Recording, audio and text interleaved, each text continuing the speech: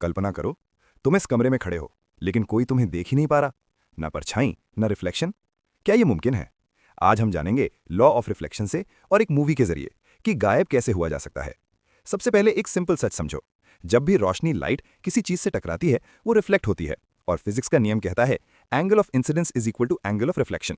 यानी जितने एंगल से लाइट आई, उतने ही एंगल से वापस गई।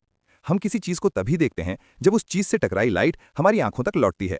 अब ध्यान दो, अगर किसी तरह लाइट तुम्हारे शरीर से टकराकर आंखों तक पहुंचे ही नहीं तो अमेजिंग, तब तुम दिखोगे ही नहीं। यहीं से शुरू होता है इनविजिबल होने का साइंस। अब मूवी का उदाहरण लेते हैं, Harry Potter and the philosopher stone. इस मूवी में हैरी के पास होता है इनविजिबिलिटी क्लोक। वो चादर क्या करती है? लाइट को रिफ्लेक्ट नहीं करती, लाइट को अब्जॉर्ब नहीं करती, बल्कि लाइट को चारों तरफ मोड़ देती है, यानी बेंडिंग ऑफ लाइट।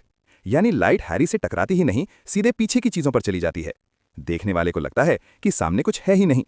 अब इसे लॉ ऑफ रिफ्लेक्शन से जोड़ो। नॉर्मल चीजों पर लाइट टकराती है, सेम एंगल से लौटती है, आंख तक जाती है, चीज दिखती है।